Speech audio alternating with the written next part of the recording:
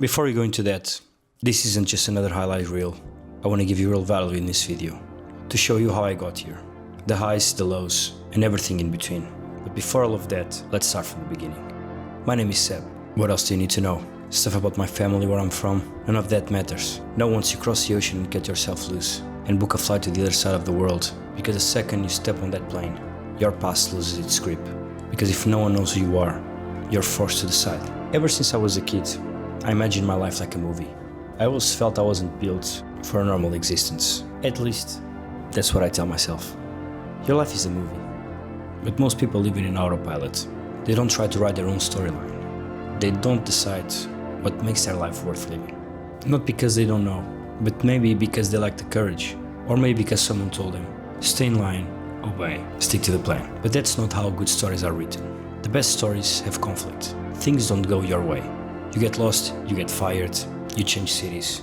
You rebuild your life 100 times. That's what makes a story worth telling. There's no perfect way to live your life. The only perfect way is living on your own terms. That's the beauty of writing your own story. You get to decide what success means. For some it's family, for others it's money, for others it's freedom. For others, it's just experience life as it comes. But if you don't define success yourself, if you don't choose your own main quest, someone else will choose it for you. And trust me, you don't want to wake up inside a life you didn't design. So let me ask you something. If you disappear tomorrow, new country, new city, who would you become? Would you rebuild the same life or something completely different? I didn't know the answer, so I tested. I stepped on a plane with almost no money, no plan, and no identity left to protect. I thought I was chasing freedom, but what I found was conflict.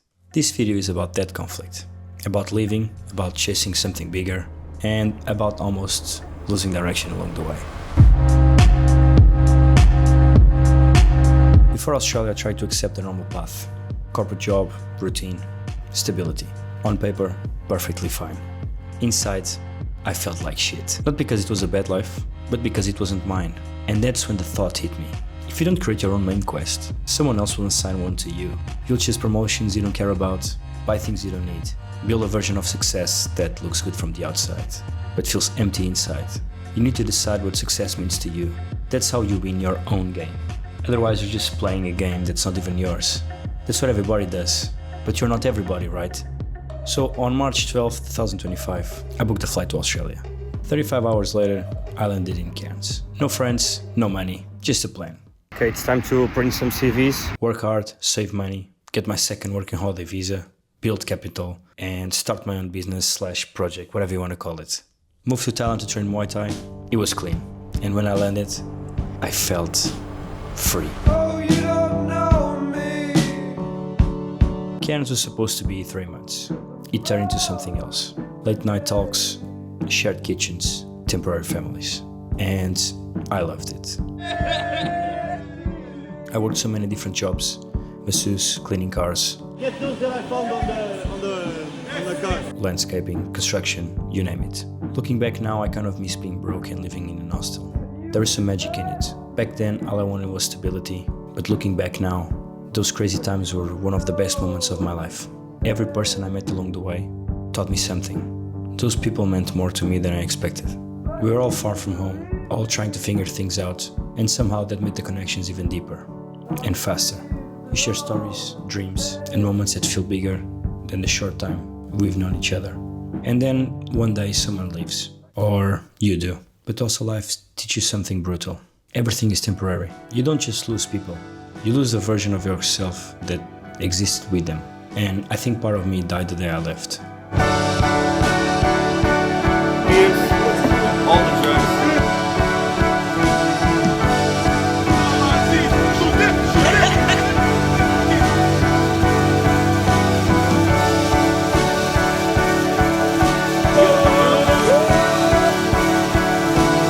Then came the East Coast. Beaches, road trips, the freedom life. From the outside, perfect. From the inside, complete chaos. Because here's the problem. Some people thrive in randomness. I don't. I need direction. Movement without direction feels like drowning slowly. I was in paradise and mentally going crazy. That's when I realized something uncomfortable. Freedom without structure is just disguising anxiety. So I reset again. Sydney, new house, new job. Gardening, early mornings, physical work. At first, exciting. Then familiar, trading time for money, again. And that whole question came back. Am I building something or just surviving in cooler locations? The dream was Thailand. Muay Thai, remote work, island life, no backup plan, just go. When I arrived there, it felt like I was finally getting a taste of the life I had imagined for years. Mornings starting with training, the heat, the sound of the gym. Life felt simple. Scooters, street food, ocean views, sunsets that made you slow down for a second. There was a kind of freedom in Thailand that's hard to explain unless you felt it. Time moved differently. Days felt lighter. It wasn't just a trip. It felt like a preview of the life I wanted to build. A life where work could happen from anywhere, where training and living, well, were part of the routine, not something squeezed in between responsibilities. For the first time it felt real, like my future wasn't just a dream anymore. I was living a small piece of it. Okay, so thoughts about my almost first week in Thailand. Basically, I've been training all day, every day, all the time, which is good. This is like my first time like solo traveling. I think it's a good experience. I met some cool guys at my gym, at my current gym. Got a little bit injured. I was like sparring with a guy and he just like kicked me on the feet. And I think tomorrow I'll be recovered, so it's not that bad. But then something happened. When I was in Australia, I applied randomly to jobs. One of them offered something serious. Potential sponsorship, long-term stability. Now I had a real choice. Thailand, freedom now, or structure, freedom later. If I went all in and failed, I would lose my savings, back to zero. Memories, yes. Leverage, nah. So I had to ask myself, is delaying the dream a weakness, or is it strategy? Here's what changed everything. You usually get what you want, just not in the time frame that you want. Thailand wasn't cancelled, it was postponed. And postponed doesn't mean defeated, it means positioned.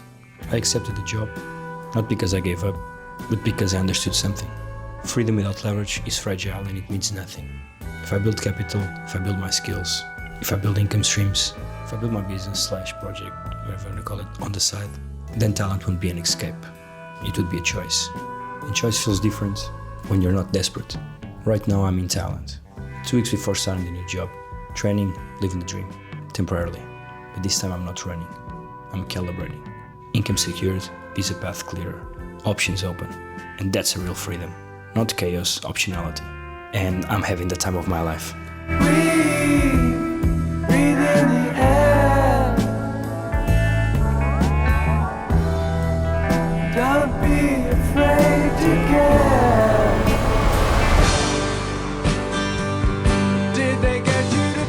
Here's the truth no one talks about. You don't have to burn everything down to prove you're brave. Sometimes the boldest move is playing the long game. If you don't choose your quest, someone else will. But choosing your quest doesn't mean choosing chaos. It means designing your life with patience.